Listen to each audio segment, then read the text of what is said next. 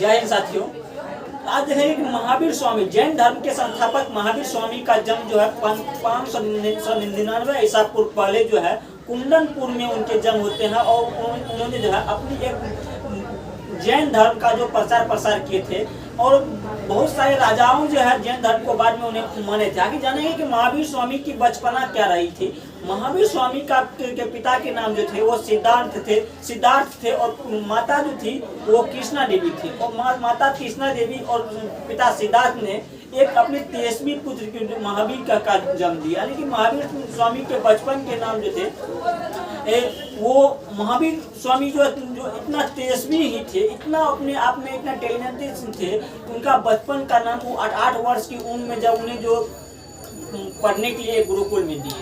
हालांकि जब उस गुरुकुल में दिए थे तो गुरुकुल में जो शिक्षक उन्हें पढ़ने के लिए जो टास्क देते थे वो सभी टास्क वो जो है पूर्ण कर लिए थे।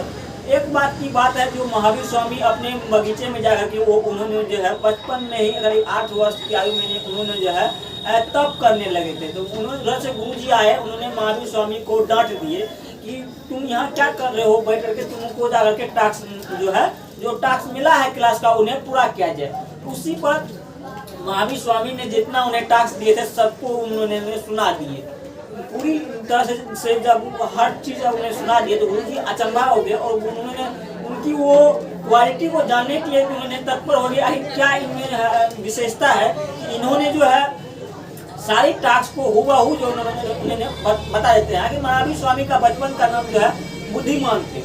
महावीर स्वामी का बचपन का नाम बुद्धिमान थे और बुद्धिमान ने सारे टास्क उन्होंने तो पूरा कर लिए।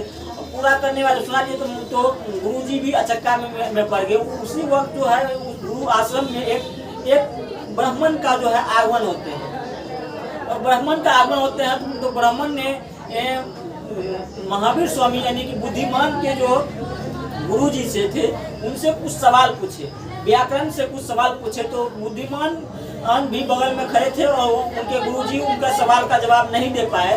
तो वो जो थे ब्राह्मण जो थे उन्होंने गुरुजी से आज्ञा लिए क्या मैं आपके इस चीज से मैं पूछ सकता हूँ। तो गुरुजी जी ने जब आदेश दे दिए तो ठीक है पूछिए। तो वो ब्राह्मण ने बुद्धिमान से कुछ सवाल पूछे और बुद्धिमान ने वर्धमान ने जो है सारी सवालों का जवाब जो है हंसते हंसते उन्होंने दे दिए। ये बात देखकर गुरुजी को रहा नहीं गया, उन्होंने अपने आप में पूरी शर्मिंदा महसूस कर रहे थे। उसी पर उन्होंने वो ब्राह्मण बोले आप अपने आप को शर्मिंदा मत कीजिए, ये बालक जो है पहले से जन्म से ही इन्हें ज्ञान का एक अकूट भंडार पड़ा हुआ है, इन्हें अब जो है इन्हें तप करना चाहिए, तपस्या करना चाहिए। ये बात जो है वर्धमान सुन रहे थे।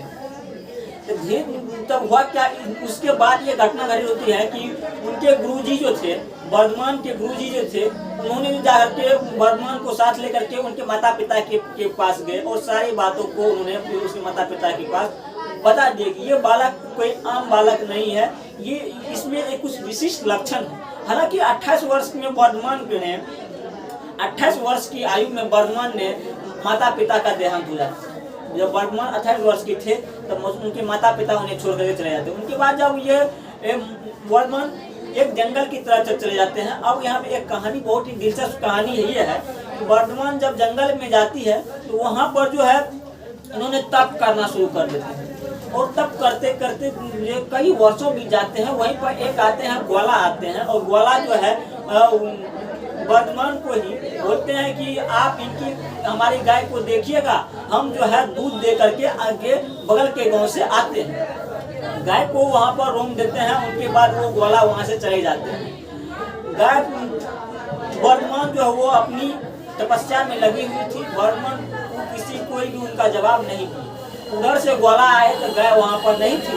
उनके बाद क्या होता है कि ग्वाला में वर्धमान को बहुत गुस्सा होते हैं। उनके बाद वो ग्वाला जंगल की ओर निकल जाते हैं। जंगल में बहुत ढूंढने के बावजूद जो है उसको गाय नहीं मिलते हैं। फिर वहाँ उधर से लौट करके वर्धमान के पास जो है यहाँ पर पहुँचते हैं तो देखते हैं गाय जो है वहीं पर बैठी हुई है।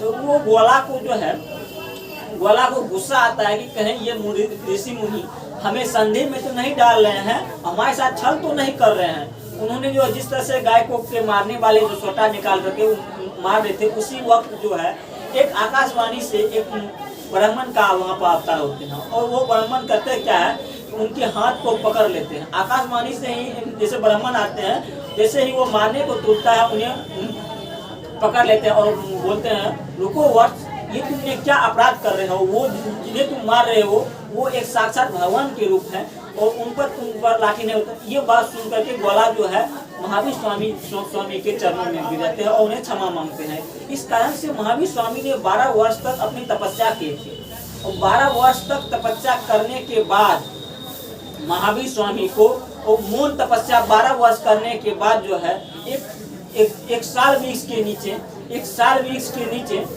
उन्हें ज्ञान की प्राप्ति होती है, और ज्ञान की प्राप्ति होने के बाद जो है धीरे धीरे महावीर स्वामी का ज्ञान पूरे विश्व में जो है फैलते चले जाते हैं। महावीर स्वामी ने कभी भी हिंसा को कभी भी स्वीकार नहीं किया, हमेशा अहिंसा प्रमुख धर्मों लेकर के ही महावीर धर्म में, जैन धर्म में उसके बाद हुआ क्या कि महावीर स्वामी ने जैन धर्म का स्थापना की। अब वहाँ से शुरू होते हैं जैन धर्म का इतिहास।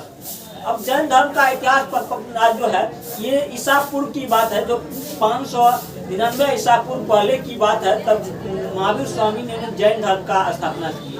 और कई राजा जैसे चंद्रगुप्त मौर्य, बिंदुसार, ये सब राजा ऐसे थे जो बाद में महावीर स्वामी के जो उनका जो ज्ञान बांटते थे शिष्यों की, उन्हें उनसे प्रभावित होकर के चंद्रगुप्त मौर्य, बिंदुसार ने महावीर स्वामी से प्रभावित होकर के जैन धर्म को अपना लिया, और धीरे धीरे जैन धर्म का प्रचार जो है पूरी एशिया में उनका प्रचार होने लगे। इस तरह से महावीर स्वामी 72 वर्ष की आयु में, महावीर स्वामी ने 72 वर्ष की आयु में कार्तिक पूर्णिमा अमावस्या के समय में महावीर स्वामी ने खुद को निर्वाहन कर लिए। इस कारण से महावीर स्वामी ने जैन धर्म का प्रचार किया। हालांकि जैन धर्म और बौद्ध धर्म और धर्म कई प्रकार के हैं, जिस तरह से देखिए कुछ धर्म प्रमुख ये है, जैन धर्म, बौद्ध धर्म, हिंदू धर्म, मुस्लिम धर्म, ये सब एक धर्म है। ये धर्म क्या होता है कि ये इंसान को चलने की एक दिशा और दशा देती है। हालांकि सबसे सफल धर्म जो है अभी तक में बौद्ध धर्म रहे हैं। जैन धर्म धीरे धीरे विलुप्ति का कारण ये रहा है कि जैन धर्म में वस्त्र का कोई अहमियत नहीं दी जाना चाहती थी। इसी कारण से जो है जैन धर्म को धीरे धीरे लोग जो है उनसे दूरियां बना रहे हैं। हालांकि बौद्ध धर्म में ऐसा नहीं था। गौतम बुद्ध ने एक वस्त्र का जो है मत दिए, जिस कारण से बौद्ध धर्म का प्रचार आज भी जो है बढ़ चढ़ करके होते। जिससे सिख धर्म है, गुरु नानक देव जो दिए थे।